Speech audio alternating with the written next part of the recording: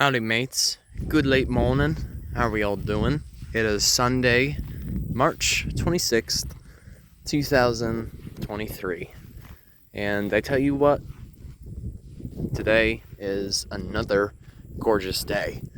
And I'm sure some of you have already figured out where I am.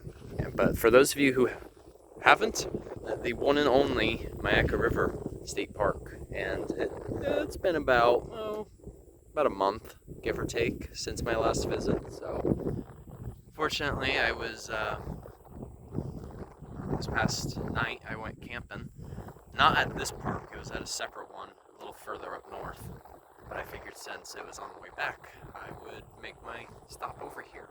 But one thing right away about Upper Myakka Lake, which is where we are right now, I have never seen it this low before, because you could see some of the greenery even past this vegetation.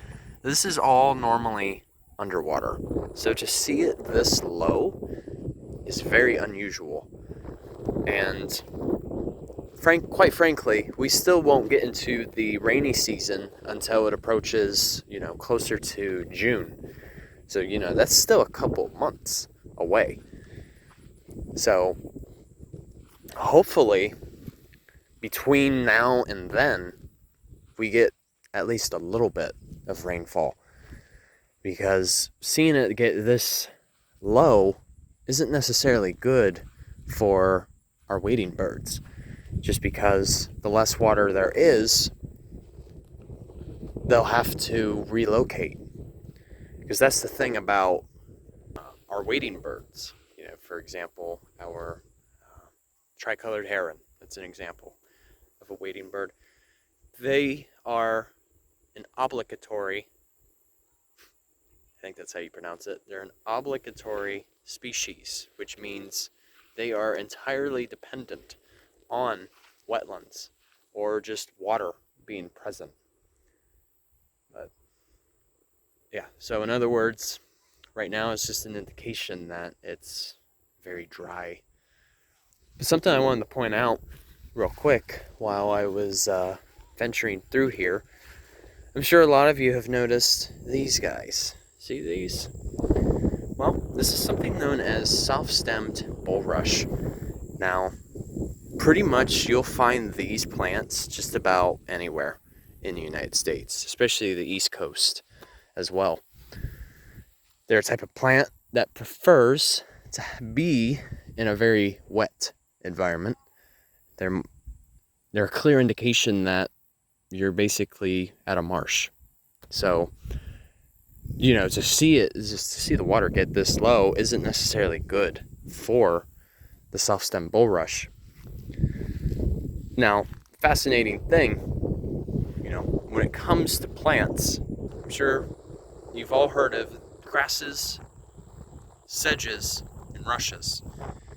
You see, the thing is, with the name of this plant, calling it bulrush, it's not actually a rush.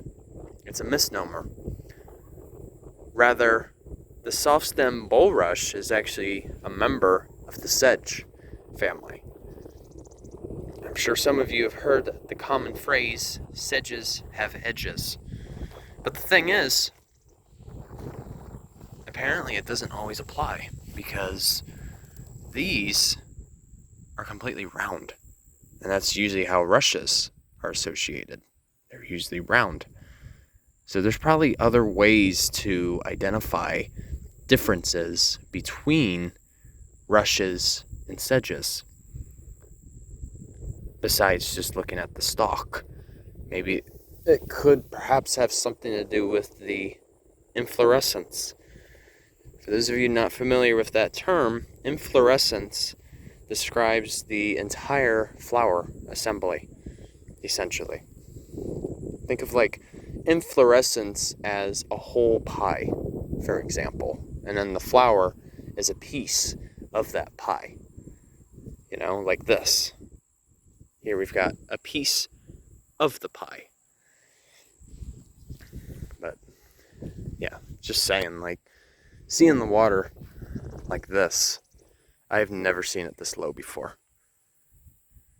And quite frankly, most of Upper Myakka Lake is pretty shallow.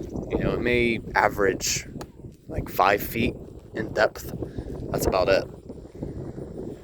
So, neat as it is to walk through here, hopefully water levels can soon go back up. Oh, I think we got meadowlark just ahead of me. Let's see if I can zoom in.